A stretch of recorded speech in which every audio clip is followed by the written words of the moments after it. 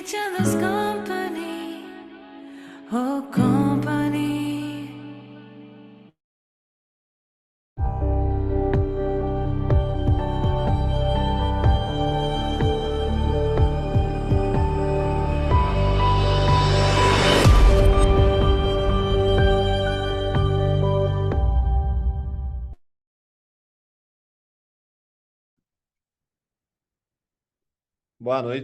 Boa noite a todos. Damos início aqui ao Amib no Ar dos highlights, né, do Congresso Brasileiro de Medicina Intensiva Pediátrica, que aconteceu nos dias 3 a 5 de julho na cidade de Belo Horizonte, Minas Gerais.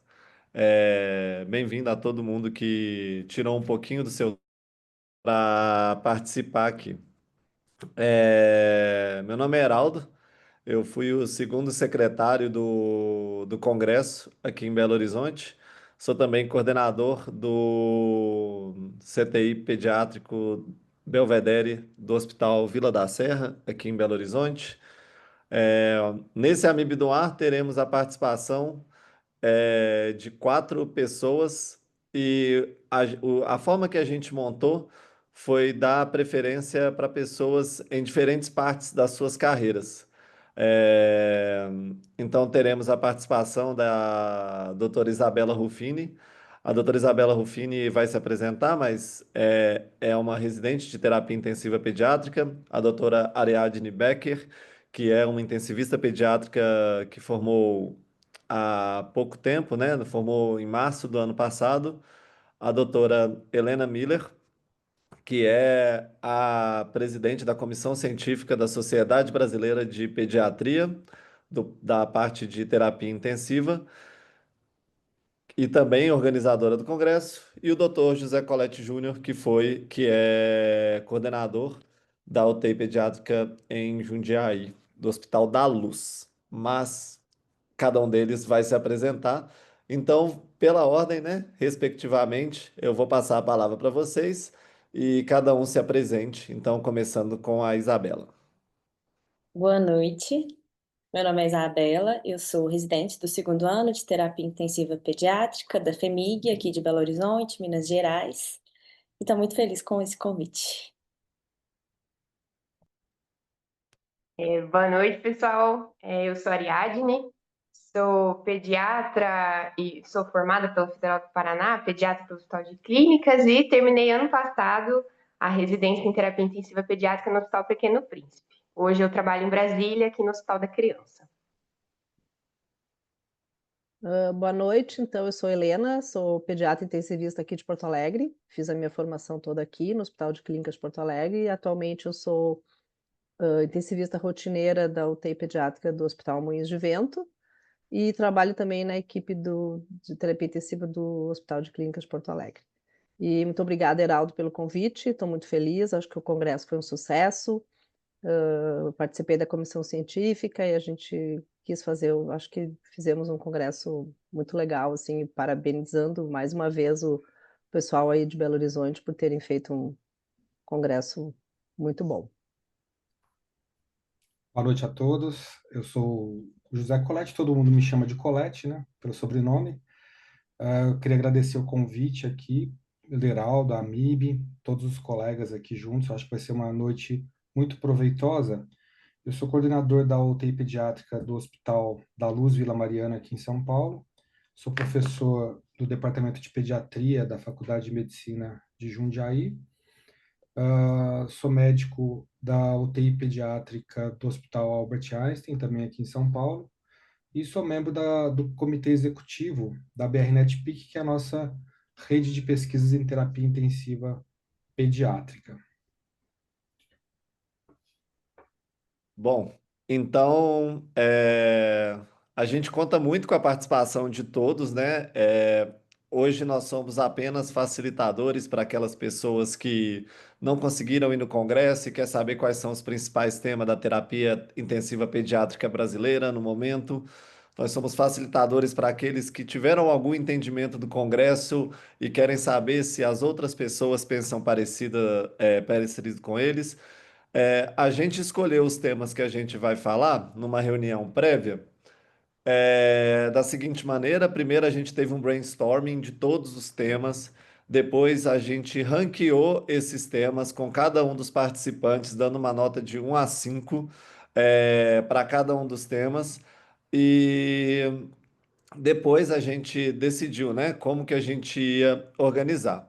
Mas é lógico que a gente está aqui para que vocês também participem e que tragam perguntas para a gente. Então, começando, né? Quando a gente falou dos temas do Congresso e a gente viu esse Congresso, né, teve como participantes internacionais o Dr. Kemani, numa das primeiras vezes. Ele já teve no Brasil anteriormente, mas foi a primeira vez que ele teve com tantas pessoas assistindo ele. E o Dr. Kemani, o autor sênior do PALIC 2, é responsável por grande parte da produção científica de ventilação mecânica que a gente tem acesso, juntamente com o Dr. Kneiber, que infelizmente não conseguiu participar presencialmente, mas mandou as suas palestras. Então, quando a gente fez os highlights do congresso, foram muitas sugestões de ventilação mecânica, né? Então, esse foi provavelmente o congresso da ventilação mecânica. Então, começando, eu queria saber, né, da Isabela primeiro. Ela, como residente de terapia intensiva pediátrica, Isabela, qual foi, tipo, o que que, tipo, depois de ver tantas palestras de ventilação mecânica, qual foi a sua impressão? O que que você levou para casa e para sua formação depois desse congresso? Então, como residente, né, de terapia intensiva pediátrica, tanto de palestra sobre ventilação mecânica foi assim incrível, porque como residente a gente estuda ventilação mecânica e parece que nunca é suficiente. Então foi muito bom. Então acho que tem 3 pontos assim que me chamaram mais atenção. O primeiro deles na palestra do Dr. Kemani, que ele fala da importância da gente lembrar de medir a pressão de platô diariamente, da gente ter como hábito medir a pressão de platô em todos os nossos pacientes ventilados, né? Que a pressão de pico que está mostrando ali no ventilador, ela nem sempre é o que está chegando ali para o meu paciente. A importância do driving pressure, e aí a palestra do Dr. Piva, ele fala uma coisa que me marcou muito, que é da gente medir a driving pressure pela pressão de platô menos a autopep, né? Que é alguma coisa que eu nunca tinha visto na prática, assim, fazer. E por último, assim, o terceiro ponto que mais me chamou atenção foi na palestra do Dr. Fioreto, que ele fala da importância do desmame da ventilação, da gente lembrar todos os dias de avaliar a possibilidade de desmame da VM, de avaliar a possibilidade de cair parâmetros, se o meu paciente não está precisando mais. E eu achei esses 3 pontos, assim, os principais que eu mais levei para o meu dia a dia. Ótimo, então. É bom. A pressão, tipo, eu achei muito interessante essas coisas que você falou. É, eu acho que também a questão, né, da terapia intensiva hoje, o first do no harm, né? Primeiro, não faça mal para o seu paciente. E muitas das coisas que você trouxe vem da ventilação mecânica protetora. Algum dos outros né, apresentadores quer fazer alguns comentários sobre o que a Isabela falou? Ou então trazer mais alguma coisa, mas primeiro comentários mesmo sobre essas coisas importantes que ela falou. Sim, na verdade, Geraldo, eu acho que primeira coisa, para quem está assistindo, por favor, fazer aí as perguntas no QIA, tá bom? Porque esse bate-papo vai ser o mais interessante possível quanto mais perguntas vocês fizerem, né? Então, isso é importante que vocês participem e a gente está aberto aqui para qualquer tipo de pergunta. Em relação ao Congresso, eu acho que a gente estava comentando até um pouco antes de entrar aqui no ar, que o ponto forte do Congresso realmente foi a parte de ventilação mecânica, né?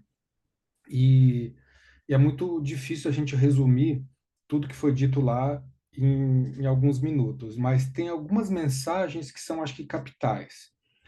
Então, primeira mensagem, se o paciente está em ventilação mecânica na nossa unidade, muito provavelmente é por uma falha pulmonar, pode até não ser, mas muito provavelmente por uma falha pulmonar, seja uma bronquiolite, uma SARA, uma pneumonia grave, assim por diante. E aí tem dois espectros disso, que o primeiro é o seguinte, a gente tentar tirar o paciente da ventilação o mais rapidamente possível, né, que é a PICU liberation, que é a liberação também da ventilação mecânica. E para isso ficou muito claro que diariamente, não é só de vez em quando, a gente tem que acessar, avaliar esse paciente para o teste de prontidão para extubação, para o teste de respiração espontânea, ver se esse paciente está pronto, porque a gente sabe que nesse momento que a gente está conversando, tem algum paciente nas nossas UTIs que poderia estar estubado e não está, porque essa avaliação diária não é feita ou não é feita devidamente. Então, isso ficou muito claro, principalmente conversando com todo mundo ali da plateia, as pessoas que estavam participando, que nem todo mundo faz diariamente um checklist para ver se esse paciente pode ir para o teste de respiração espontânea de forma diária, com protocolo e tudo mais. Então, esse é o espectro do paciente que a gente quer estubar, não quer deixar ele mais tempo entubado, porque se ele ficar mais tempo entubado, ele vai ter pneumonia associada à ventilação, vai ter infecção relacionada à assistência à saúde, vai ter lesão pulmonar induzida pela ventilação pulmonar e assim por diante. O outro espectro, que é o do lado de cá, é o paciente que você não consegue oxigenar direito, não consegue ventilar direito, e esse paciente vai para ECMO. Então, primeiro, se você tiver ECMO no seu serviço, ótimo. Se não tiver, você já está meio que no sal, já está meio lascado ali, se esse paciente não estiver oxigenando ou ventilando direito. E eu acho que as palestras que a gente ouviu foi justamente essa avaliação de como que essa ventilação tem que ser para que você só indique a ECMO, que é esse outro espectro aqui, no paciente que está adequadamente assistido, fazendo uma ventilação protetora com driving pressure adequado, avaliando diariamente também a pressão de platô. Tudo isso, vocês aqui, o fisioterapeuta tem que estar ali muito próximo da gente e a gente às vezes tem que ensiná-los, sendo que muitas vezes eles nos ensinam muitas coisas, né? Então isso é muito importante. Então, para você falar assim, olha, eu estou indicando o ECMO para esse paciente. Então, primeiro, você está ventilando adequadamente esse paciente? Se é um paciente com síndrome de desconforto, por exemplo, você conseguiu titular o PEP ideal desse paciente? Se é um paciente que tem um fenotipo que responde à titulação do PEP, por exemplo, né? Você fez uma avaliação correta, você usou o ultrassom, por exemplo, que é uma ferramenta que a gente conversou muito esses dias para ver se as linhas B dele reduziram depois que você fez uma titulação. Você, eventualmente, quando chegou no limite, viu que esse paciente nem oxigena, nem ventila, você tentou pronar esse paciente, apesar da gente não ter grandes evidências, mas vamos ter daqui a pouco. Você tem disponível a ventilação oscilatória de alta frequência no seu serviço? Quer dizer, existem muitas coisas que a gente pode fazer pelo nosso paciente antes de indicar ECMO e antes da gente perceber que ele tem uma hipoxemia refratária ou ele não consegue ventilar adequadamente. A gente pode, depois, eu vou parar de falar por aqui, porque senão eu fico a noite inteira falando sobre esse assunto, mas assim, tem algumas perguntas. Quanto tempo você espera esse paciente hipoxêmico ou que não ventila bem antes de indicar ECMO ou fazer alguma outra terapia, transicionar para uma ventilação oscilatória de alta frequência e assim por diante? Então, assim, é importante a gente saber que a gente está efetivamente oferecendo para o nosso paciente a melhor terapia possível antes de falar, olha, eu não consigo oxigenar, não consigo ventilar, vou indicar ECMO. É...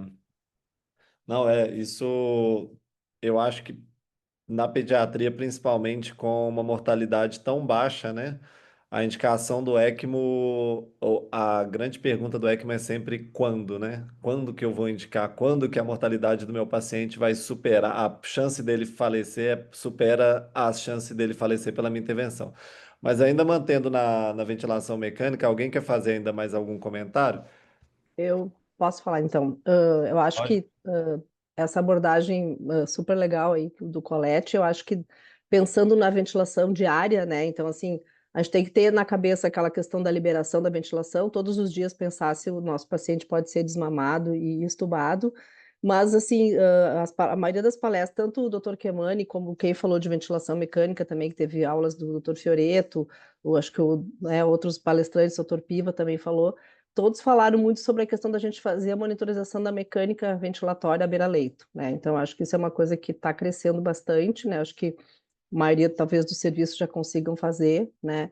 Então, a gente monitorar a nossa mecânica, então, como a Isabela falou ali, monitorar o driving pressure, né? E a gente ter essa visão de saber que a gente tem, pensando na doença restritiva, então, que é o síndrome do desconforto, seria o maior exemplo, que a gente tem que buscar valores seguros de driving pressure, buscar a nossa ventilação protetora, né? E titular o PEP para que a gente possa ter a melhor complacência com o menor driving pressure para aquele paciente, naquele volume corrente que a gente está querendo. E também na doença obstrutiva, né, que foi o que o Dr. Piva falou, que é o nosso o pessoal daqui do Sul está estudando bastante, a mecânica na bronquiolite, principalmente, que é o que a gente tem, e esse ano a gente já ventilou muita criança aqui com bronquiolite, acho que no Brasil inteiro, né, porque está um ano bem importante, assim, de bronquiolite grave, e a gente tem monitorado realmente a mecânica ventilatória diariamente dessas crianças, né, e ele mostrou dados ali, né, a gente vê a melhora do paciente, tem até um trabalho de uma colega aqui que ela vai fazer, que é a dissertação de mestrado de uma menina que terminou a residência agora ano passado, onde ela mostra, né, que o paciente na fase aguda, e à medida que ele vai melhorando, vai melhorando, vai passando os dias da bronquiolite, ali, os dias da ventilação, essa mecânica ventilatória vai melhorando, vai diminuindo a resistência, né, vai diminuindo aquele delta da pressão de pico, da pressão de platô, que é bem alto, né, geralmente na fase aguda da obstrução, e ela mostrou diferença significativa entre os dados, essa mecânica, né, esses valores no início da ventilação e no pré-extubação ali, 12 a 24 horas antes da extubação. Também a gente tem para pacientes já, esses lactentes sibilantes mais velhos ou asmáticos, não, né, que a gente acaba ventilando, a gente tem usado também, acho que o Dr. Piva também falou sobre, a gente tem monitorado a mecânica para ver resposta a tratamento, então a gente sulfata, às vezes o paciente, coloca um bronodilatador nesses pacientes mais velhos que respondem, né, que a gente espera que respondam, né, e a gente faz a mecânica antes e depois e vê se teve alguma diferença, se teve alguma diminuição de resistência, alguma diferença nessa diferença de pressão, né? E esses pacientes, muitas vezes, eles precisam de uma pressão alta para ventilar, né? Então, é diferente Então, às vezes, a gente se preocupa com uma pressão de pico de 35, 40, e a gente, às vezes, precisa dar, mas a gente vai ver que a pico é 40 e a platô é 25, 26, né? Que é realmente. Então, a gente não precisa se assustar tanto com a pressão de pico, né? A gente pode usar uma pressão de pico maior, que às vezes as crianças precisam, porque na hora que a gente vai medir a mecânica, a gente vê que a pressão de platô não é aquilo ali, né? A pressão de platô é bem mais baixa. Então, isso realmente é uma característica da doença obstrutiva, né? Uma pressão de pico mais alta e a de platô, uma diferença bem grande, né? Então, acho que a mecânica, monitorar a mecânica tem sido uma coisa que a gente tem feito, e acho que foi falado bastante no Congresso sobre isso, né? Da gente monitorizar bem e fazer isso diariamente, né? Eu acho que o Kemani mostrou também bastante, né, que ele faz isso até para a questão do como é que ele titula o PEP, né? Depois, se alguém quiser falar, como é que ele faz essa estratificação e tenta buscar, né, a melhor complacência e a melhor driving pressure para cada paciente, né? Através da medida, coloca o valor do PEP, mede a mecânica em cada valor, tentando buscar, então, qual é o melhor valor para aquele paciente. É, bom demais, Helena. A Ariadne, você com sempre seu caderninho aí do lado, quais foram suas anotações sobre o congresso da parte de ventilação mecânica para a gente? Foram os exatos três que a Isa falou. Mas o que eu ia acrescentar assim, de comentário é que a sensação que eu tive quando eu saí da residência é que eu estava sempre com os meus preceptores do lado e de repente eu estava tendo que tomar as decisões sozinha e as minhas condutas não eram mantidas em segmento, porque na UTI troca o plantão, troca a conduta, aí eu vim para outro serviço onde a conduta é diferente, cada um pensa de uma forma. E o que eu achei muito legal disso que o Dr. Colette e a doutora Helena falaram, essa medida diária da mecânica, isso fazer parte do prontuário. Porque eu não estou na UTI todo dia. Quando a gente é residente, a gente está na UTI todo dia. Então a gente vê que o paciente melhorou a mecânica porque a gente está lá todo dia. Mas quando eu chego para um plantão de 12 horas, é uma bronquiolite que está no 5º dia de sintoma, né? Está lá entubado em altos parâmetros, eu não tenho eu estou vendo uma foto da criança, eu não estou vendo um evolutivo. Então, se eu tenho dado no prontuário, a resistência estava tanto, fizemos sulfato e agora a resistência está tanto, nossa, eu tenho muito mais parâmetro para tomar minha conduta. E eu acho que uma coisa que ficou muito marcada para mim no congresso, que acho que vai até além de ventilação, é a gente tomar tomar as condutas, né, baseado em dados mais objetivos do que tão subjetivos assim. Seja na mecânica ventilatória, seja no que a gente vai falar aí, né, de hemodinâmica, etc. Porque o subjetivo ele é muito variável, ele é muito operador dependente. E aí a conduta na UTI não vai ser sempre a mesma pessoa lá, o diarista não vai estar 24 horas por dia. Então, quanto mais objetivo a gente tentar ser, talvez mais acertada vai ser a nossa decisão, né? Ela vai variar, porque o paciente varia, mas... Então, isso que o Dr. Piva falou, de medir a resistência, medir a mecânica todo dia, anotar no prontuário, nossa, isso para mim me marcou muito, que para mim faz todo sentido, ainda mais tendo saído da residência agora, que eu não estou na mesma UTI todo dia. Então,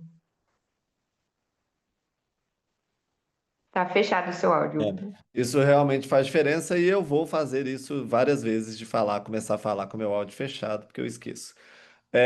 Então tá. Né, o Dr. Daniel Highlander mandou uma mensagem aqui nas perguntas, que é, em termos práticos, queria ouvir de vocês dicas e sugestões acerca desse acompanhamento periódico da pressão de platô, driving pressure e alto PEP. Visto que a maioria dos nossos pacientes não estão utilizando bloqueadores neuromusculares, incentivamos cada vez mais sedações adequadas e maior interação paciente-ventilador. Bom, alguém quer começar a responder Não, essa pergunta? o doutor Kemani falou bastante em fazer essas medidas com o paciente na ventilação, até ventilando espontaneamente, né?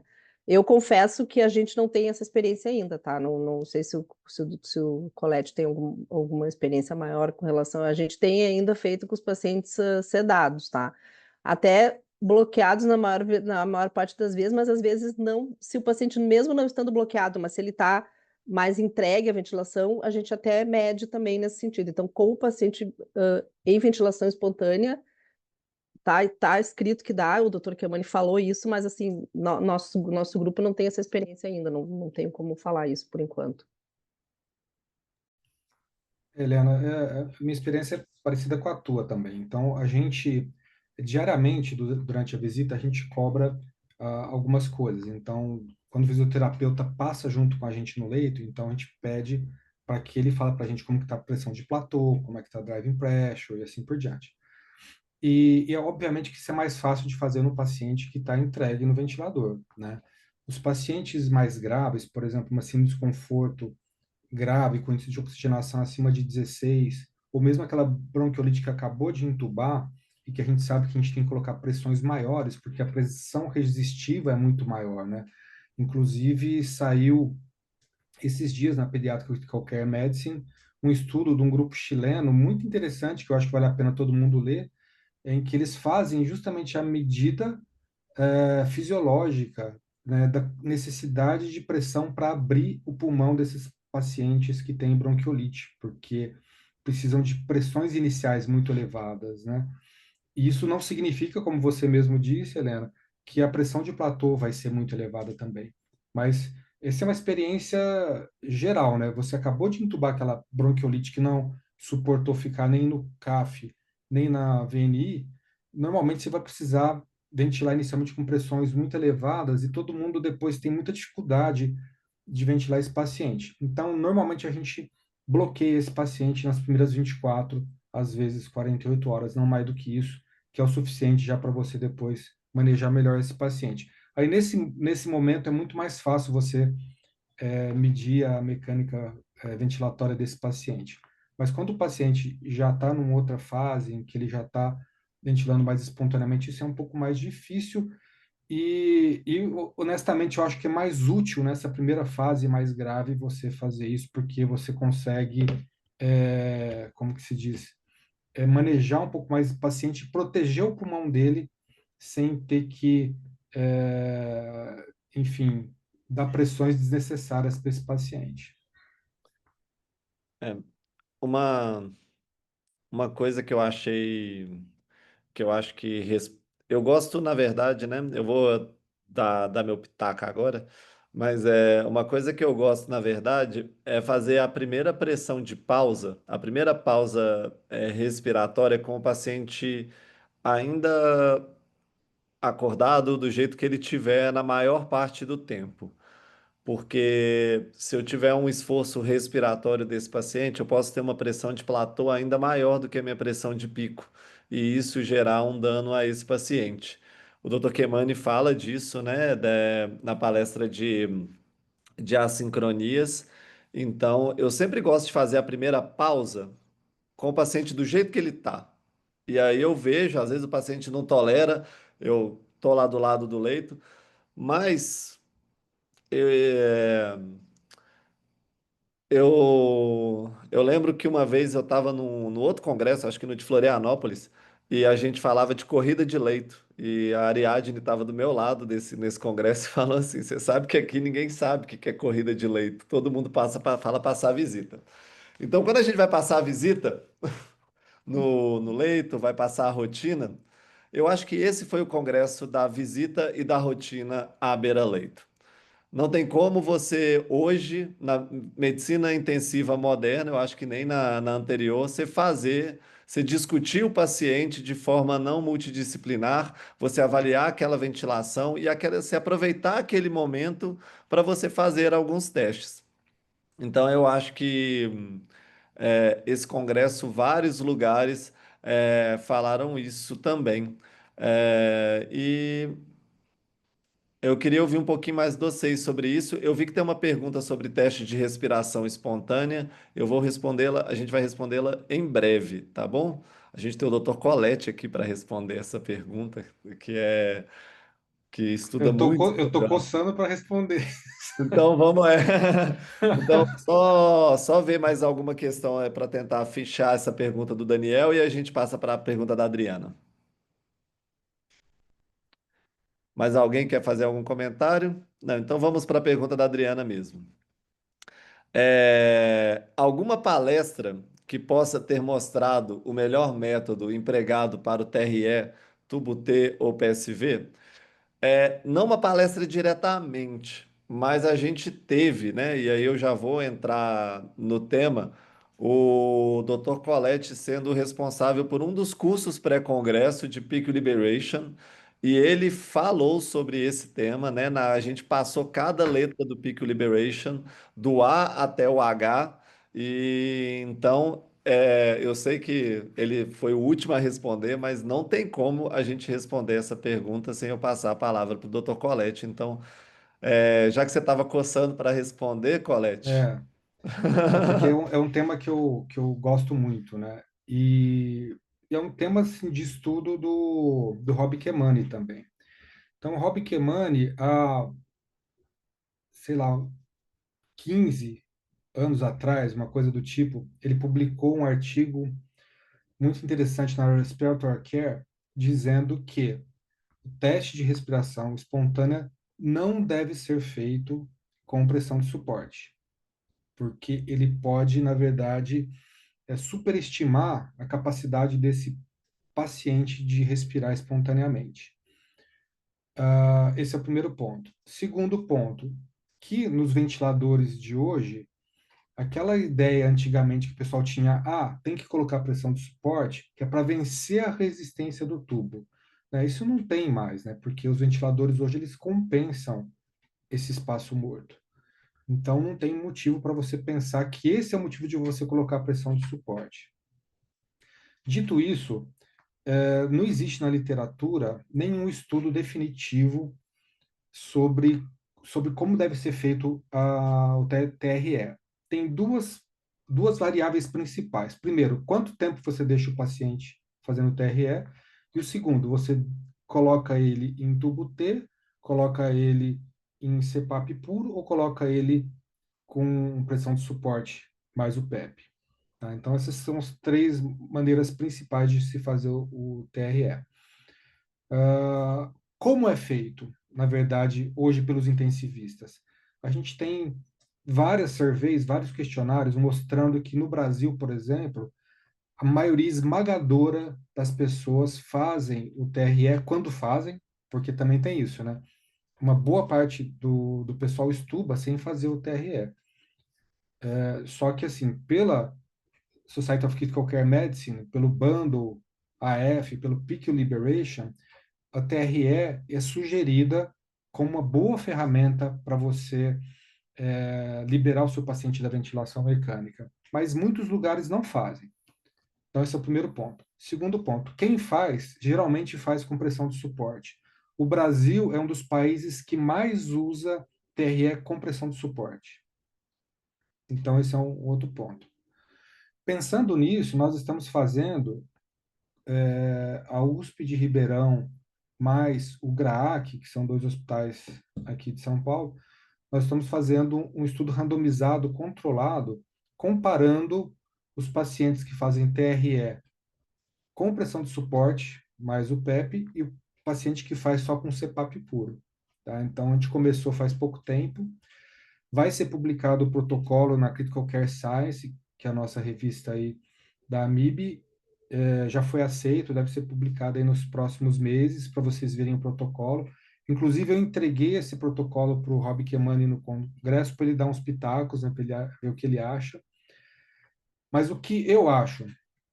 Eu acho que hoje, eu faço o TRE com CPAP puro, tá?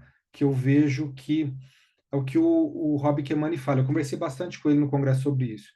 Se você tiver uma barra muito muito baixa para o seu paciente, por exemplo, eu vou estubar o paciente só quando tiver com uma FiO2 de 40%, um PEP de 5, tal, com certeza você está deixando escapar um monte de paciente que era para estar estubado. Esse é o primeiro ponto. Segundo ponto, se você faz com pressão de suporte, a tendência também é que você superestime a capacidade desse paciente de ficar estubado. E a grande questão é que eu tenho feito sempre com CPAP puro e tem dado muito certo. Tem falhas, obviamente, mas se 100% dos seus pacientes com TRE não forem reentubados, alguma coisa está errada. A mesma raciocina assim, se 100% dos pacientes seus que você pediu líquor der positivo, você está deixando escapar, né? Enfim. Então, assim, é tudo uma questão de equilíbrio, o TRE, tá? Mas o Chiamani, por exemplo, está fazendo um estudo agora que ele usa 60% de FiO2, a partir de 60% vai para o TRE, com PEP de 8, já vai para o TRE, e ele faz com CPAP puro. As evidências, por enquanto, são só observacionais, né? Porque nós temos poucos estudos randomizados controlados nesse aspecto, mas a gente está fazendo um, e eu acho que lá pelo meio do ano que vem a gente já deve ter uma resposta sobre isso. Em relação ao tempo, o próprio Rob Chiamani também tem um artigo mostrando que através de subestudos do PARDI, que foi um estudo que ele fez epidemiológico, com mais de 100 UTIs ao redor do mundo, ele fala que 30 minutos é muito pouco, que tem muitos pacientes que falhariam se deixasse o paciente por mais tempo. A maior parte das pessoas fazem com 1 hora, o nosso estudo está sendo feito com 1 hora justamente por conta disso, e uma parte um pouco menor faz com 2 horas. 2 horas é muito rigor, mas enfim, até hoje não existe evidência do que é melhor. Experiência própria eu faria com 1 hora e com CPAP puro, tá? Mas baseado só em estudos observacionais e conversa com esses caras que entendem muito aí. Mas ó, a primeira coisa, o checklist para levar o paciente para o TRE não pode ser muito frouxo, tá? Isso aí, a gente tem usado 50% de FiO2 e PEP abaixo de 8. Mas tem gente que já está usando valores mais agressivos, tal. A chance de falhar é muito maior. mas por outro lado você pega muito mais paciente para deixar estubar. Espero ter sido claro na minha resposta aí. Claríssimo, Colette. Eu sei, eu vi sua aula no pré-congresso de Peak Liberation, que a gente fez junto, eu, você e a Robertinha lá do Rio, foi maravilhoso. Também agradecer as pessoas que participaram. Mas alguém quer falar sobre TRE, qual que é a experiência? Tá, eu Eu só quero achei. fazer. Ah, tá. Pode falar, Helena, Não, pode não, falar. só que o Kemani falou, ele deu uma aula também sobre, né, a liberação da ventilação, e ele falou exatamente bem isso, desse que o Colette está falando, e ele disse que realmente mostrou esse estudo, né, que eles estão fazendo esse ponto de partida para o teste bem alto mesmo, com o paciente ventilado, mais ventilado até do que a gente esperaria, né? Mas ele coloca isso, ele colocou bem que ele faz por mais tempo, né? Acho que, Colette, se eu não estiver errada, por mais tempo naquele paciente que eles têm a impressão que possa ter mais chance de Ele faz falhar, por né? duas Ele faz horas. um Ele faz por TRE. 2 horas. Ele até colocou no slide dele ali a opção de PSV, né, do paciente, mas ele coloca que ele faz CPAP por 2 horas naquele que ele considera que teria mais chance de falhar, né? Então é um rigor maior, assim, para tentar, né, diminuir as falhas, né? E a Eu coisa que gostaria de ele. fazer um comentário. Ah, desculpa. Pode falar, Helena, desculpa. Não, Te fala, interrompo. fala, era. Não, já. É porque você falou um negócio que eu falo para meus residentes, e o teste de respiração espontânea, ele começa com a palavra teste. E como médicos e, né, que a gente estuda epidemiologia, a gente tem que entender o teste como um teste. Então, a gente tem várias coisas, uma capacidade pré-teste, uma sensibilidade e uma especificidade. E a partir do momento que você vai usar 30 minutos, 1 hora ou 2 horas, ou então você vai usar CPAP, tubo em T ou pressão de suporte, você vai alterar a sensibilidade e a especificidade do seu teste. Então, aquele paciente que você quer desafiar mais, que é aquele que você não pode ter um resultado falso positivo no teste, você vai usar tubo em T às vezes e 2 horas, porque você não, aquele paciente não pode falhar, né? Então você vai mexer na sensibilidade e especificidade do seu teste. Da mesma maneira, um paciente que às vezes você não tem tanta dúvida, talvez você possa ser um pouquinho mais condescendente com a sua avaliação. Então, o teste de respiração espontânea, ele é um teste. Ele tem sensibilidade, especificidade e ele também tem uma curva ROC, né, para esse teste. E a gente tem que avaliar de uma forma crítica esse teste também. Então, eu acho que é muito importante. Se nós virmos o teste de respiração espontânea como algo que a gente quer, não quer uma sensibilidade de 100%, porque aí vou ter uma especificidade muito baixa, a gente tentar achar esse equilíbrio. E eu concordo muito com o Colette. Talvez o CPAP, em 1 hora, que são os dois meios do caminho, seja o melhor para a gente protocolar, né?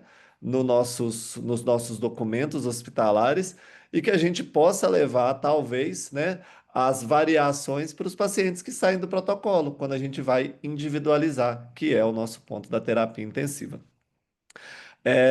Eu queria fazer um comentário aqui, e aí eu gostaria muito que a Ariadne, né, começasse a responder, que além do Congresso da Ventilação Mecânica, esse congresso foi a primeira vez que a gente teve o POCUS na sala principal, né? Foi a primeira vez que o ultrassom entrou no maior auditório do congresso e realmente foi uma aula com um auditório lotado. E eu queria saber da Ariadne quais foram as impressões que ela teve, né, do ultrassom à beira-leito. O ultrassom à beira-leito junto com o estetoscópio, a nova ferramenta do intensivista. Então, Ari, fala pra gente aí quais foram os seus pontos com relação ao ultrassom.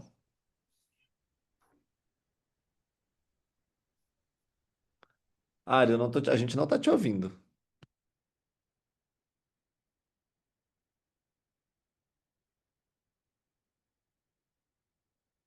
Não, a gente não tá conseguindo te ouvir.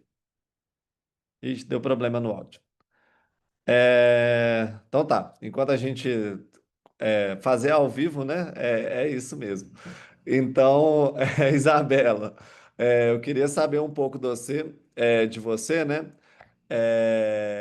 Sobre também o seu serviço, quanto que vocês, né, têm acesso ao ultrassom e como que você, na sua residência, tem o contato e o que que você conseguiu, assim, trazer do congresso da parte de ultrassom, assim. Então, lá no nosso serviço, a gente é uma ferramenta muito importante, né? A gente tem o ultrassom disponível para a gente o tempo inteiro, dentro do CTI, um ultrassom que é só nosso, então que a gente consegue usar ele muito, principalmente a gente tem o costume muito de usar para avaliação pulmonar e para avaliação hemodinâmica, né?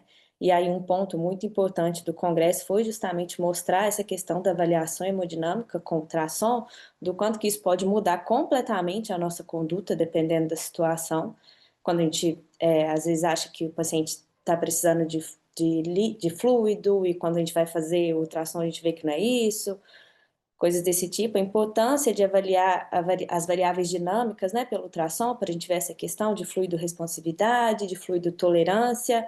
O Thiago falou muito sobre a diferença, né, de fluido responsividade e fluido tolerância, são duas coisas diferentes. O paciente ser fluido responsivo não quer dizer que ele precisa de fluido naquele momento, então a gente saber diferenciar isso. E um detalhezinho que não é novidade para a maioria das pessoas, mas que pode ser novidade para os residentes que estavam lá e para as pessoas que nunca fizeram um curso de ultrassom, é sobre a veia cava. Usar a veia cava para avaliação de volemia não é mais algo de rotina que a gente usa, porque ela tem uma baixa sensibilidade e uma baixa especificidade, né? Então é um ponto que eu acho que é importante também. Seu microfone está desligado. Eu falei que eu ia fazer isso de novo. Ariadne, você o áudio resolveu aí? Não, não resolveu. Então tá. Às vezes pode ser algum dispositivo Bluetooth que está conectado aí. É, Então, o... vamos também perguntar, né, Helena, como que tá o ultrassom nos serviços que você trabalha e tudo mais? Como que tem chegado o ultrassom na parte da terapia intensiva? A gente tem também o aparelho disponível dentro da UTI, né? Assim, quase a grande parte dos intensivistas já dominam a técnica, os residentes praticamente todos, né? Então fazem POCs diariamente, muito para avaliação pulmonar, né? A gente tem agora muito paciente em ventilação mecânica, então foi feito mais até para avaliação pulmonar mesmo, né? Alguns nos casos de choque também avaliação hemodinâmica, mas é um pouco mais específico, daí não é todo mundo que está dominando essas técnicas, né? Dessa questão da avaliação hemodinâmica, não são todos, né? É um número menor, mas a avaliação pulmonar praticamente todo mundo faz. Baía do nervo óptico a gente tem feito também nos pacientes com quadros neurológicos, né? E uma das coisas que foi falado lá no congresso também do risco, né, que, a, que esse exame pode ter lesão, né, de retina, né, mas com cuidado, então a gente tem feito também, né, agora mesmo a gente está com um paciente com uma cefalopatia hipóxico-isquêmica e o pessoal fez uma tomografia, tinha alguns sinais de edema e tem feito, então, a bainha para acompanhar. Então, acho que é uma ferramenta que veio para ficar realmente assim. Acho que cada vez mais as pessoas estão se instrumentalizando e aprendendo a fazer. E atualmente faz parte, né? A residência, né? Obviamente que na minha época não tinha nada parecido com isso, né? Mas assim, agora faz parte da residência de terapia intensiva. Além de tudo que o residente aprende, o POCUS está fazendo parte já, assim, como um aprendizado diário, né? O que é muito bom. Só a título de curiosidade, há uns 15 anos atrás, eu fiz enfim, uma reunião, um curso, não lembro agora direito, e perguntei para a plateia quem tinha o ultrassom disponível na UTI, né? E a minoria das pessoas levantaram a mão. O ano passado, no curso da MIB de atualização em medicina intensiva pediátrica, teve um curso de, de POCOS e tudo mais, que foi até o Fabinho, o Fábio Joly lá de Botucatu que fez para a gente. E a gente perguntou para o pessoal, porque nesse curso é legal porque tem gente do país inteiro, tem gente do Amazonas, tem gente do Pará, de tudo quanto é lugar. E aí eu perguntei assim, mais do que 90% das pessoas tinham acesso. Então a gente saiu de uma parte teórica que você ia nos congressos para ver teoria, como muita gente vai hoje para ver teoria de ECMO sem ter ECMO, né? E isso está acontecendo com o ultrassom, né? O ultrassom, o pessoal via na parte teórica, mas não tinha como aplicar no dia a dia, né? E hoje não, hoje tem. Hoje eu acredito que a maior parte das UTIs tem um ultrassom disponível, se não in situ, né, dentro da UTI, mas no hospital que pode ir lá pegar e usar, né? E outra coisa também é o interesse dos alunos e dos residentes por estudar isso. Eu acho que isso aí também cresceu de uma forma assim. Eu tenho um aluno do segundo ano de medicina que está fazendo um estudo de ultrassom pulmonar em bronquiolite, comparando com o score de Wood Downs e tal. Então, assim, eu acho que é uma coisa que evoluiu de uma maneira tal que já faz parte da realidade nossa, né? Então, realmente, junto com o esteto, porque o esteto ele não será substituído pelo ultrassom, isso é importante a gente dizer. Encostar no doente é importante, ver o pulso, a perfusão, tudo mais. Então, assim, a gente não vai ser mais uma ferramenta para agregar, e uma ferramenta realmente super valiosa, desde que a gente saiba usar de forma correta, porque o grande perigo do ultrassom é ele ser usado de forma inadequada. Alguém querer, por exemplo, fazer uma avaliação de função cardíaca sem ter o mínimo de treinamento. Então, isso fico alerta aí também para as pessoas. Ari. Vamos Vamos lá? tentar. Aê, deu certo. Estamos te ouvindo. Meu Deus. Eu perdi aqui um pouquinho que eu tive que entrar de novo, mas não sei se já falamos de nervo óptico. A Helena só introduziu o citei, assunto Ariadne. Eu só da citei, questão pode da falar. lesão de retina, mas pode falar também, que eu sei que está nos seus highlights também. Me marcou muito, porque eu, assim, desconhecia completamente esse risco. Eu achava que a gente, imaginava eu, né, que a gente poderia fazer lesão, assim como a Valsalva com o olho lá foi abolida, eu imaginava que a gente, fazendo muita pressão, poderia lesar. Mas eu não imaginava que a forma de utilizar o probe, né, de acordo com a quantidade lá de... Como é que foi? Chama, Heraldo, aquilo? O set do É a probe? potência, é a potência, é o output da potência, que a gente tem que baixar para 30, 40% do output do aparelho. Ou Eu, usar o preset de. Ou usar o preset, né, de nervo óptico mesmo já, né? entendi. Então, Você isso me pinta um marcou. pouquinho na qualidade da imagem, né, mas a gente protege o paciente. Eu achei isso bem importante. E eu acho o nervo óptico é algo que tem crescido bastante aqui no nosso serviço, em termos até, claro, não para fechar diagnóstico de morte encefálica, mas naqueles pacientes que estão tão instáveis que a gente não consegue descer com eles para tomografia, para a gente ver se eles têm edema cerebral ou não, para a gente iniciar a terapia hiperosmolar como uma tentativa de resgate. Então, a gente teve experiência com 2 menininhos pequenininhos que o ultrassom de nervo óptico, ponderando ali o risco-benefício naquele cenário do menino muito grave, que tinha um alto risco de edema cerebral, porque a gente não conseguia confirmar isso tomograficamente, a gente iniciou. E posteriormente a tomografia confirmou que realmente tinha edema e, enfim, o desfecho foi ruim, mas talvez tivesse sido ainda pior ou talvez mais acelerado ainda se a gente não tivesse começado a terapia hiperosmolar naquela noite, né? E foi uma coisa assim, beira-leito, com um probezinho pequeno que fez a tomada de decisão. Então é uma coisa que vai ficando cada vez mais rotineira, né? Cada vez mais pessoas fazendo, mais pessoas capacitadas na UTI, a gente começa a ficar independente daquela coisa, tem que esperar o dia do plantão do fulano, porque é o fulano que faz ecocardio, é o fulano que faz que pode fazer uma avaliação funcional que nos ajude a tomar uma decisão, né? Às vezes você consegue fazer uma decisão completa que vai mudar completamente, como a Isa falou, né? Entre colocar um óxido nítrico, colocar uma dobutamina, colocar uma vasopressina, às 3 horas da manhã. Então, é bem importante mesmo. É, eu aqui no pessoal de Belo Horizonte ficou muito impactado com o caso do Dr. Fábio Joly, que ele traz um paciente séptico que quando ele vai fazer o eco à beira-leito, ele vê que tem uma hipertensão pulmonar muito importante nesse paciente e ele acaba tratando o choque, o paciente consegue ter muita resposta a esse quadro desse choque séptico dele quando ele começa óxido nítrico, e nenhuma das outras aminas tinha tido uma resposta muito grande.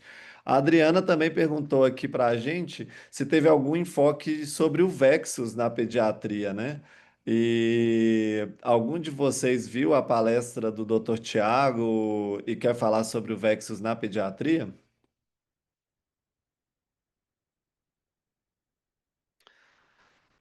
Eu estava lá na palestra do Dr. Tiago. O Dr. Tiago já, né, ele é um pesquisador lá da Unicamp. O enfoque dele é principalmente na questão de ultrassom na beira-leito, e ele vem falando muito na palestra dele sobre o Vexus na pediatria.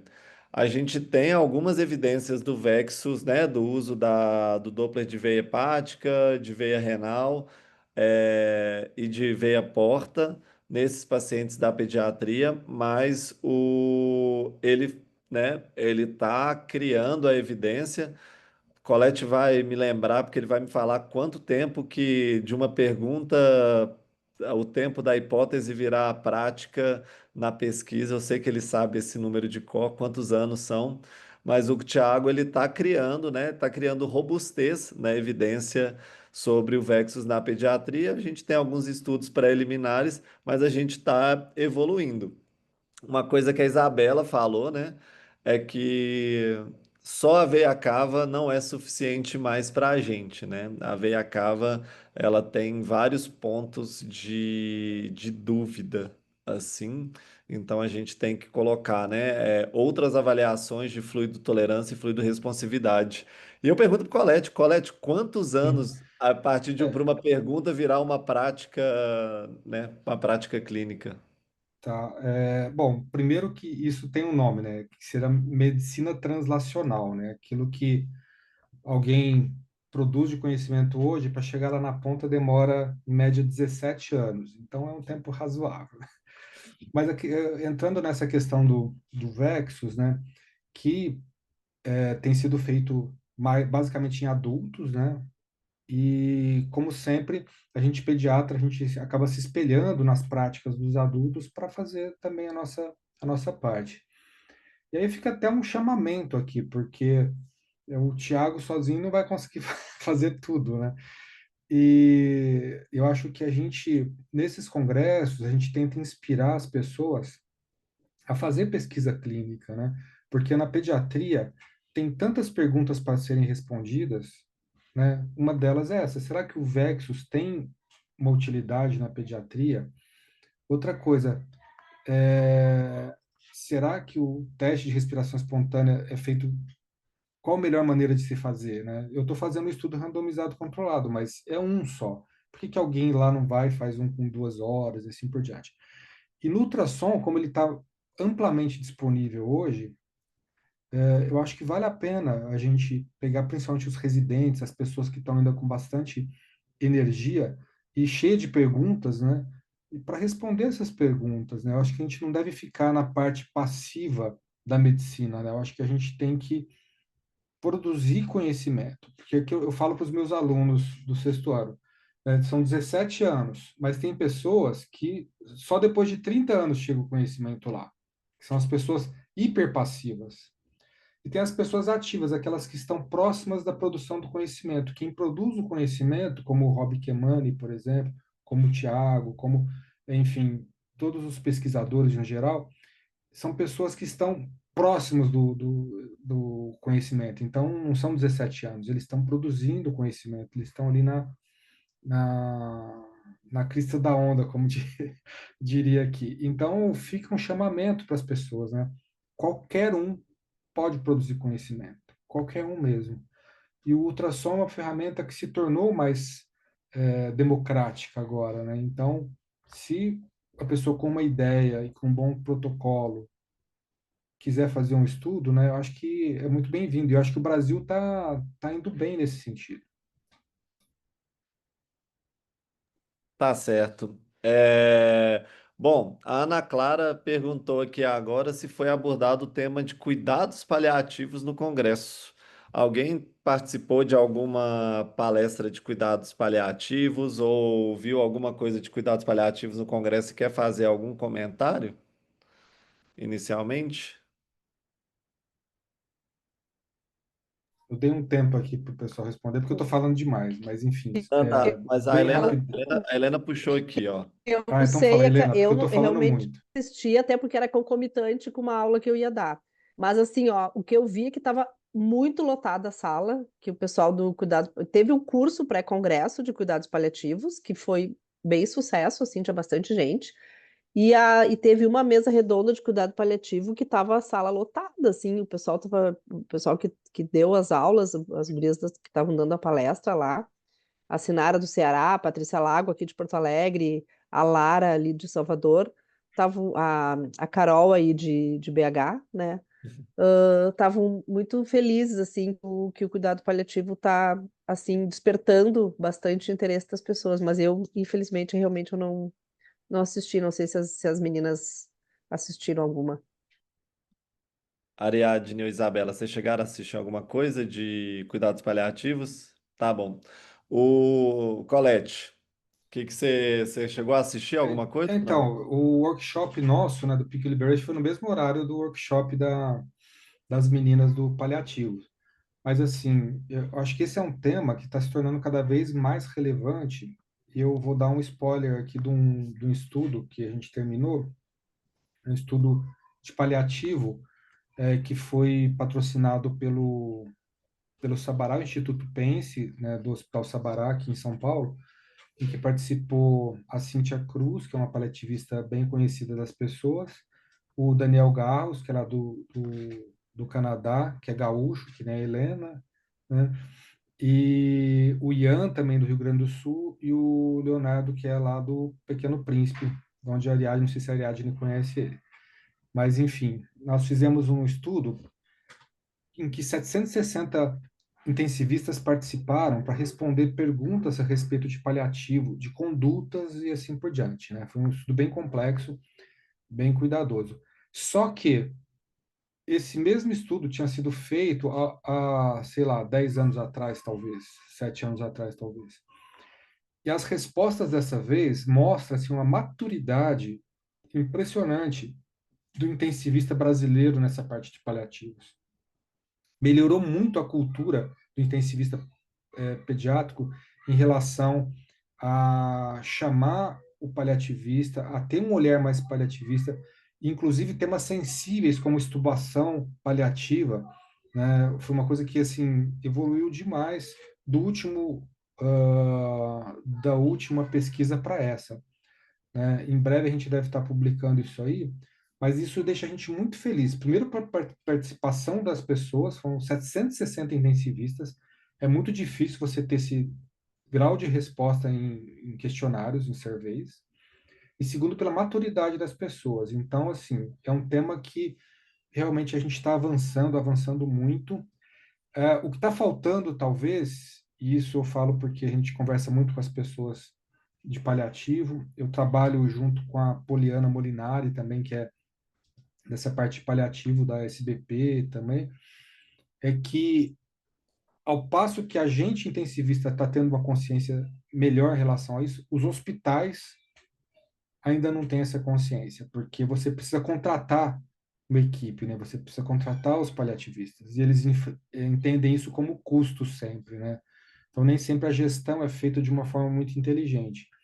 Então, com certeza, hoje em dia, são muito mais hospitais que têm equipes de paliativo pediátrico, mas muitos hospitais se valem ainda de equipe de adulto e que, assim, a abordagem é diferente, é muito diferente. Então, eu acho que uma batalha que a gente tem que ter é para que as equipes de paliativos realmente entrem nos hospitais e a gente tem que lutar por isso também.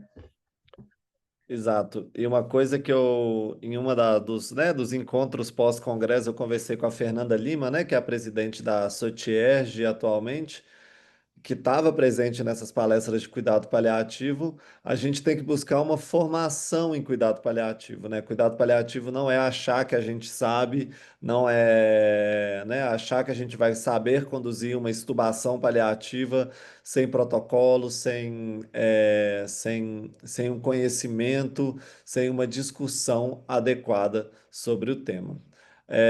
Bom, nas nossas outras conversas, né, a gente falou um pouco sobre, né, Peak Liberation e visitas à beira-leito, né, rotina à beira-leito, ou como a gente fala em Belo Horizonte, corridas de leito à beira-leito. Então, e já que deu problema no áudio da Ariadne, era para o Colette começar a falar esse ponto, né? Mas eu queria saber da Ariadne, né? Ela, como uma intensivista que se formou já tem há um ano, né? E que já está assumindo tanta responsabilidade, como que ela vê, né? Nos serviços que ela participou, que são serviços ela é até uma intensivista multicêntrica já, né? Então, o que que ela traz para a gente, assim? Do que o Peak Liberation tem sido para ela e o que que ela aprendeu assim nesse congresso, nesse ponto. Eu conheci esse termo, na verdade, no finalzinho do meu R2 da UTI, bem no final mesmo. Até acho que seria legal eu ter tido contato com isso antes da minha formação. Mas eu acho que o fato da gente estar batendo bastante nesse tema e reforçando a importância dele, até começa a entrar nas palestras de outros temas, por exemplo, no desmame diário de ventilação do Dr. Fioreto. Porque, não sei, a sensação que eu tenho é que, às vezes, como intensivista, eu acabo setando o paciente em sistemas, né? Hemodinâmico, respiratório, cardiovascular. E quando a gente não é o diarista, a gente está ali como plantonista, é mais difícil você ter essa visão lá na frente, né? Como é que eu vou fazer a deshospitalização dessa criança? Como é que eu vou planejar o ventilador domiciliar ou se eu vou tentar tirar do ventilador, etc, etc. Às vezes a gente está naquela correria apagando fogo daquele dia e é mais difícil você ter essa visão. Então, acho que trazer este tema no Congresso é fundamental para a gente ter isso ali, pensando nisso sempre, né? Para que isso vá mudando a nossa conduta. Então, acho que a questão do Peak Liberation, ela vai estar intrínseca a qualquer sistema que a gente for agir com aquele paciente, né? Seja droga vasoativa, desmame precoce da droga, mobilização precoce, evitar os danos, né, de coagulação, evitar trombose, evitar infecção, tirar um catéter que não precisa, porque para o plantão é ruim tirar o catéter, porque se tiver que fazer uma coisa à noite, está sem catéter, mas para criança é melhor, né? Então, eu acho que é um tema que é fundamental e o fato da gente estar abordando ele cada vez mais, eu acho que é muito importante. E em relação à visita corrida multidisciplinar, eu, sinceramente, acho que uma UTI não funciona sem uma visita multidisciplinar beira-leito. Eu vejo pela desorganização que fica muitas vezes no final de semana. Porque aí você perde o diarista, às vezes você perde o chefe da fisioterapia, que passa sempre, o chefe da psicologia, etc. E um monte de informação se perde. E daí na segunda-feira, que você chega lá e você não é mais o residente, porque agora você só vai na UTI nos seus plantões, é um monte de informação que se perdeu. Então, a visão do outro profissional, da outra área, ela é muito importante. Nossa, sim, eu fui percebendo o quanto a gente precisa dos outros profissionais, né? Então, principalmente eu diria assim, no meu dia a dia, é fisioterapeuta. O quanto eles percebem um monte de coisa de ventilação, de mobilização, de risco de úlcera de decúbito, de perda muscular, que a gente não percebe e a gente não vai perceber mesmo, porque a gente é só uma pessoa para dar conta daqueles 10 leitos e um monte de coisa para resolver. Então, cada dia eu percebo a maior importância desses dois temas. E eu vou deixar o Colette por último agora, porque ele Eu toda vez falei que ele fala demais desse já, né? tema, Falei muito. não é por isso, porque toda vez que você fala desse tema, você sabe tanto desse tema, né? É tão admirável tanto que você estuda esse tema, que a gente às vezes fica inibido de falar depois de você, porque eu sei que você participou do estudo multinacional sobre o uso do bundle, né? Então, é, e eu, e mas eu queria perguntar, né, para Isabelle e Helena, como tem sido a rotina, né, do bundle do Peak Liberation, do ABCDFGH. na UTI de vocês, se vocês usam o bundle, como que tem sido e como que vocês viram a ideia do bundle do PICU Liberation.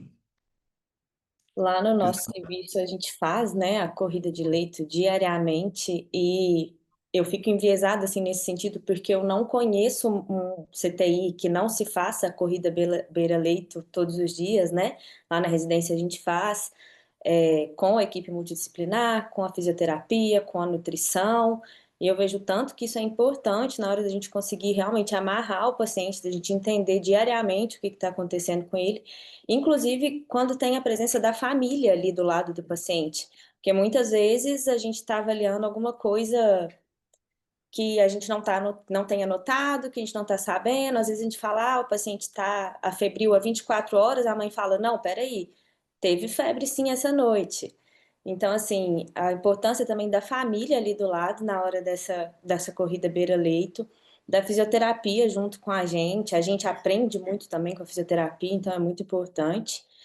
E um ponto sobre o Pico Liberation, assim, mais sobre, que igual a Ariadne falou, inclui vários sistemas, né? Mas sobre a sedação, um ponto que eu achei muito importante é sobre o uso do Propofol, né? Que hoje a gente pode ver o Propofol como uma medicação segura, o Propofol contínuo como uma medicação segura na pediatria, principalmente ali naquele paciente que a gente está programando estubar, porque a gente vai usar ele no máximo por 72 horas, então que a gente tem uma programação de estubação, ele vai facilitar o desmame das outras sedações, o uso do Propofol ele diminui a incidência, né, de delírio, de agitação psicomotora, de abstinência, e a gente consegue ali desligar rápido e já estubar o paciente.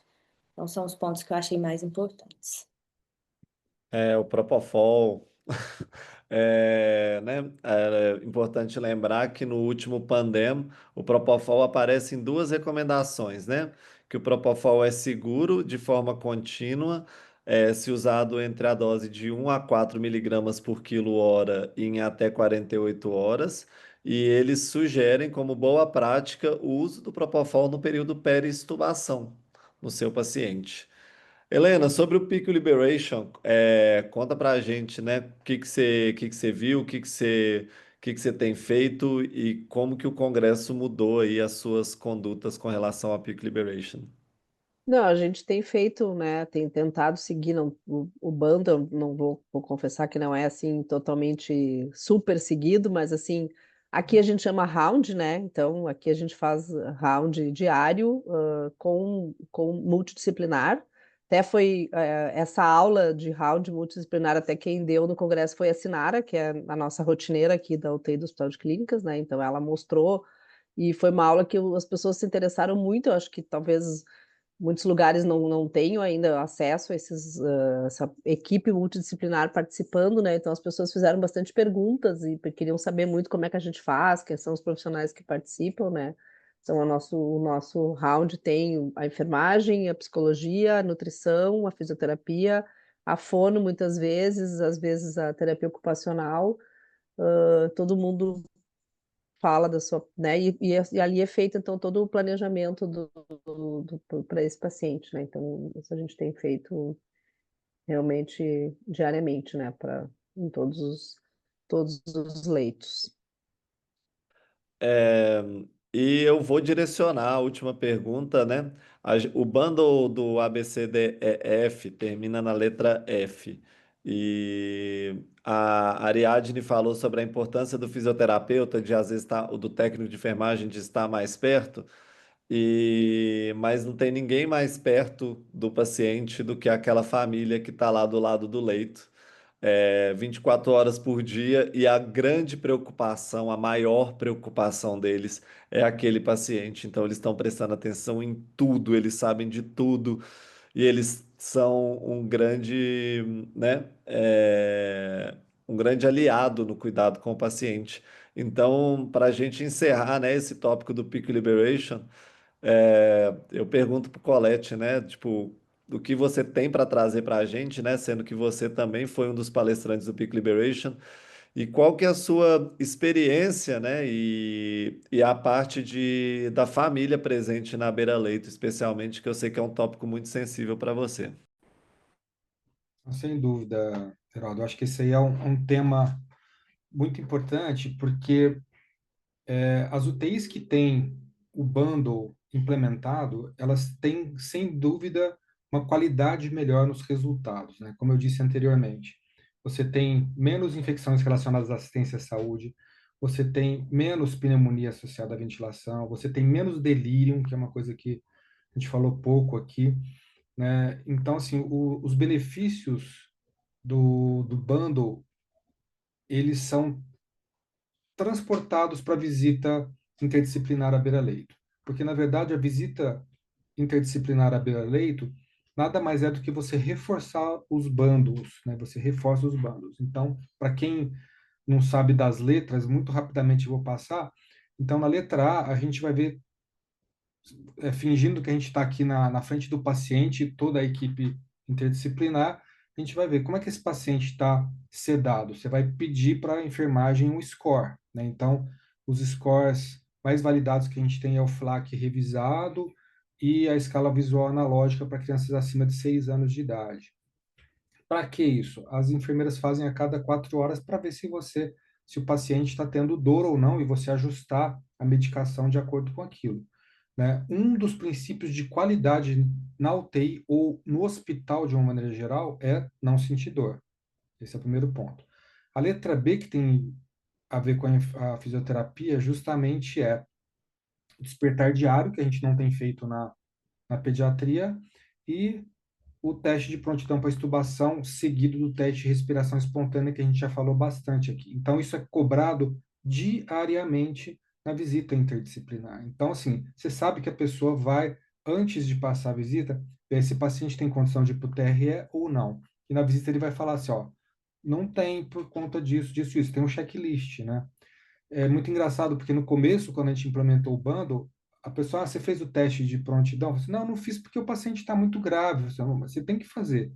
Mesmo que ele esteja muito grave, com 100% de FiO2, etc e tal, aí você fala, olha, eu fiz, mas ele não passou, porque está com 100% de FiO2, com uma pressão de 40 e assim por diante.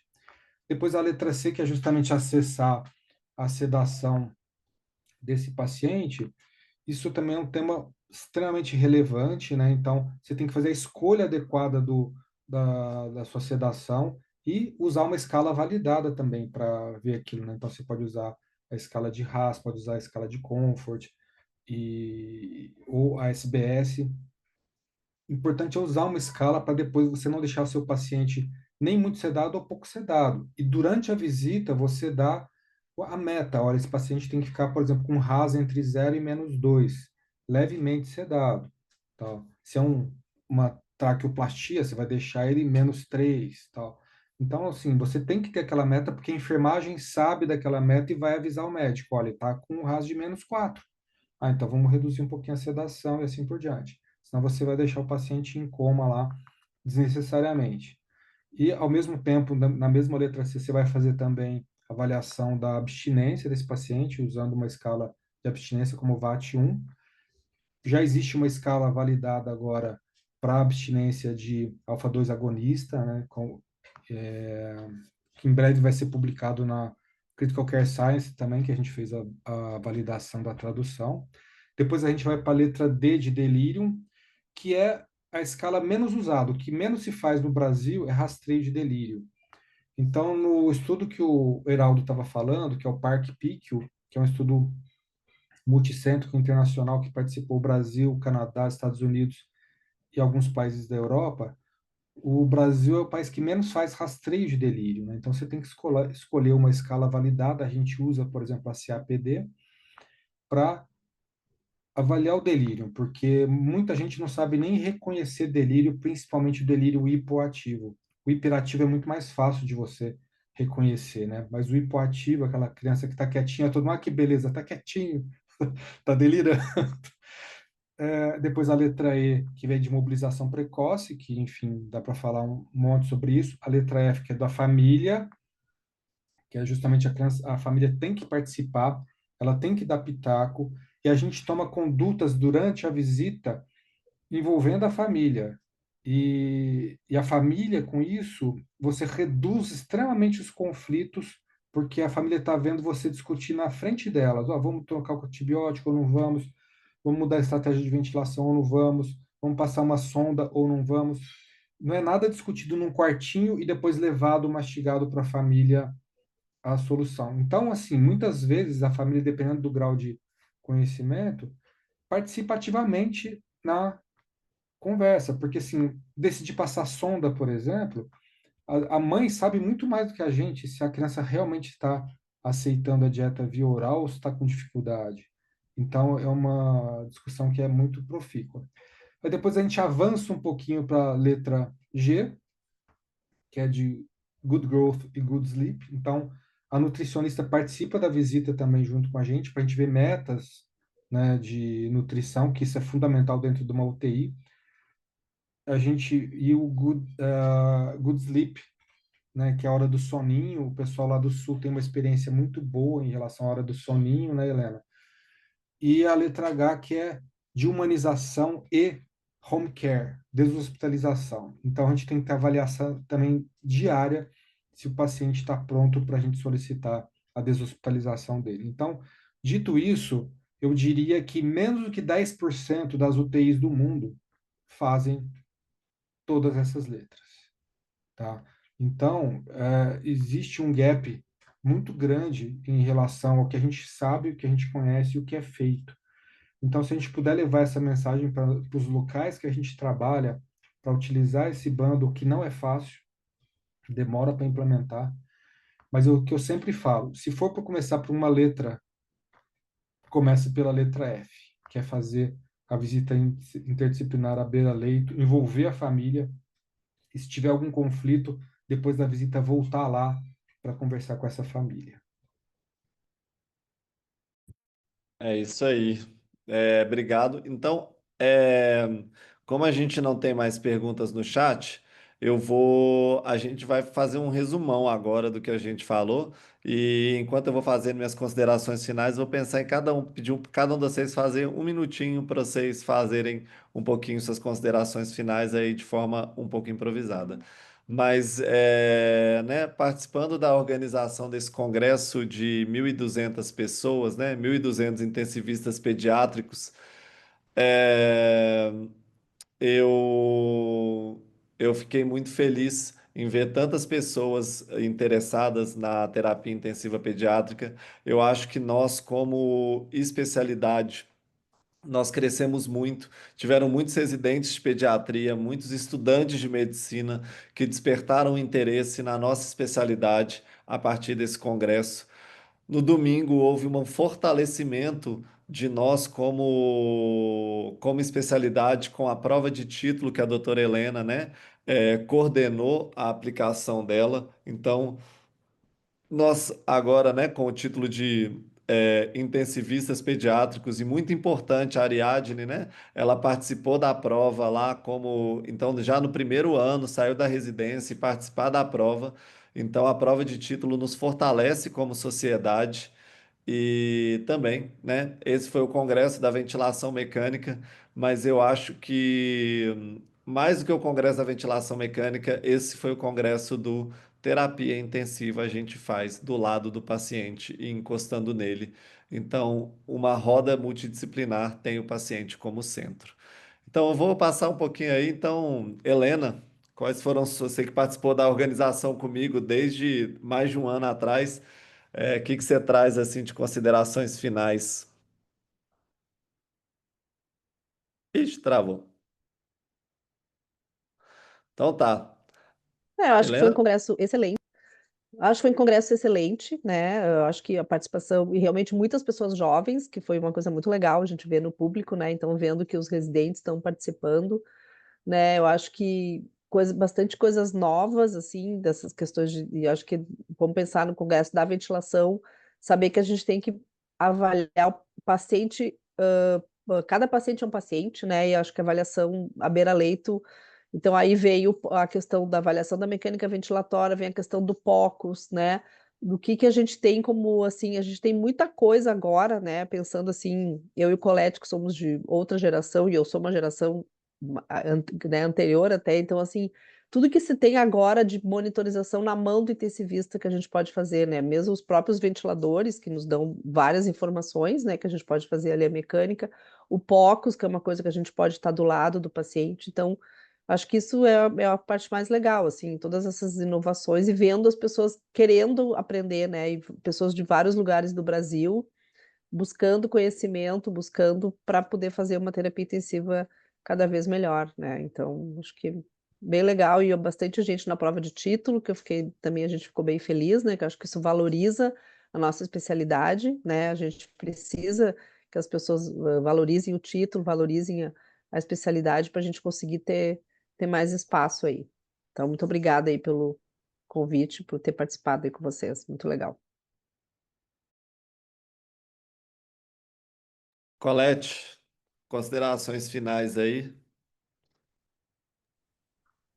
Primeiro, eu queria agradecer por ter feito parte desse Amib no ar aqui, porque o congresso ele foi um grande sucesso, né? Quem não pôde ir, infelizmente, perdeu. E como acontecem muitas coisas ao mesmo tempo, infelizmente não dá para ver tudo, né? É um negócio assim que é um pouco cria uma certa ansiedade na gente, porque às vezes tem 2 ou 3 eventos ao mesmo tempo e que você quer ver tudo. E essa ânsia pelo saber, essa ânsia pelo conhecimento, deu para ver no público, nas pessoas que compareceram ao congresso. E eu imagino que muito mais gente gostaria de ter ido, pelo que eu converso com as pessoas ao meu lado, mas não podem, né? Nem todo mundo pode ir, tá um trabalho cheio de plantão, etc e tal. Alguém tem que estar de plantão, né? Alguém tem que estar de plantão, né? Mas eu acho que é importante, mesmo se a pessoa não puder ir todo ano ou ir em mais de um congresso por ano, é fundamental, porque é ali onde a gente faz a nosso pensamento crítico, onde a gente forma a nossa pensamento crítico em relação à medicina intensiva e a gente, vamos dizer assim, se aproxima um pouco mais do conhecimento e não demora 17 anos para começar a praticar aquilo que é evidência já. Tá certo. Ariadne, Eu achei o congresso excelente. Eu acho que tudo que já foi falado aqui eu concordo. E o que eu acrescentaria é que, para mim, foi um congresso que me marcou, no sentido de trazer o conhecimento técnico para a prática de quem estava na plateia. Então, era muito explanado a parte lá ponta, né? Como o Dr. Colette falou, lá aos 17 anos lá na frente, né? Um monte de biomarcador e estudos randomizados lá na síndrome do baixo débito. Legal. Na prática, o que você vai fazer com isso? Você vai fazer isso, isso, isso, aquilo. O que temos de evidência para você fazer? Então, isso eu achei muito bom no congresso. Toda a palestra era muito amarrada. Não sei nem se isso foi combinado, mas a sensação que eu tive é que estava tudo muito amarradinho. Assim, os temas, as mesas, as salas, mas sempre no final você levava uma mensagem do que você vai utilizar para a sua prática. Então, na ventilação mecânica, faça o desmame diário, faça mecânica diária. No Peak Liberation, faça o bundle. E assim, foi para tudo. Então, isso eu achei muito legal, porque não ficou aquele debate acadêmico do mundo das ideias, onde você sai do congresso mais confuso do que você chegou. Muitas vezes eu saía dos congressos pensando, tá, mas e o que eu vou fazer na prática agora? Parece que eu sei menos do que quando eu vim. E dessa vez não. Dessa vez eu senti que eu estava mais respaldada de evidências e até com dúvidas, mas eu sabia para onde ir com essas dúvidas. Eu achei que foi excelente. só avisando que a gente vai passar um videozinho do Congresso de Curitiba no final, tá certo? E eu ainda tenho uma parte das considerações e dos agradecimentos. Isabela, né, o trabalho dos intensivistas de grandes centros é muito preocupado, né, principalmente com a formação. Então, você, né, como residente, o que que você levou para o seu congresso para a partir de fevereiro, quando você vai ser intensivista? Então, o congresso foi excelente, né? Eu achei isso que a Ariadne falou também, de que todas as palestras a gente conseguia levar uma mensagem final, tipo, o que eu vou levar para minha prática dessa palestra, né, dessa aula. Isso muito importante. Eu acho que se eu fosse escolher assim uma mensagem, eu acho que seria muito em torno da questão da corrida beira-leito. Apesar de eu ter muito isso na prática da residência, eu nunca tinha parado para pensar na importância disso até o congresso.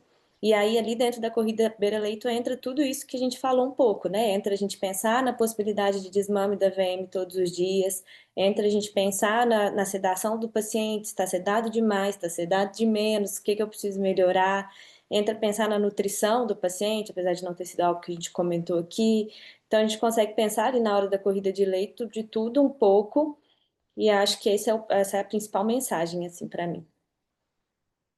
Exato. Primeiro, então, né, encerrando, gostaria de agradecer quem tirou um tempinho da sua quinta-feira à noite para ouvir um pouco sobre os highlights do Congresso.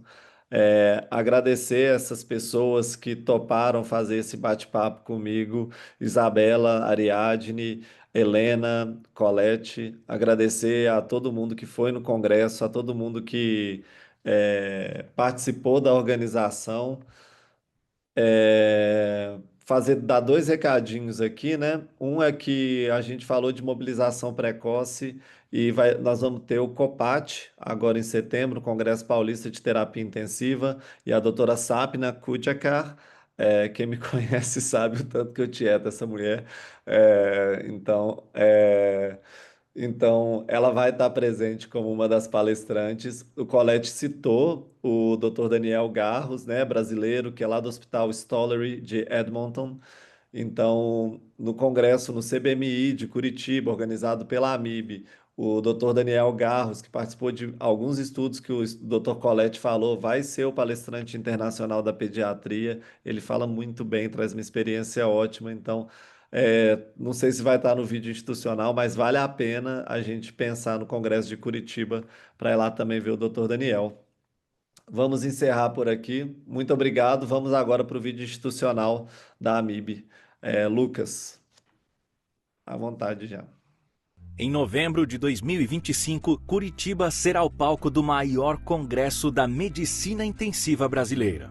Uma cidade moderna, planejada, acolhedora, pronta para te receber. Aqui, o futuro se enxerga de todos os ângulos, inclusive a 360 graus, onde a natureza e a arquitetura se unem para criar cenários inspiradores. No coração desse cenário, milhares de profissionais se reúnem para debater o presente e construir juntos os caminhos do futuro da medicina intensiva. O 30º CBMI será intenso. Atualização, conexão e experiências inesquecíveis. Não por acaso, o evento traz como marca a imagem do símbolo da cidade, o Museu do Olho. Porque o CBMI 2025 está de olho no futuro. O futuro da medicina intensiva passa por aqui. cbmi2025.congressosamib.org.br. Inscreva-se e viva essa experiência.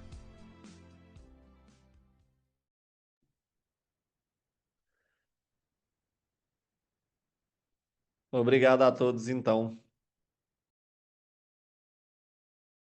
Tchau.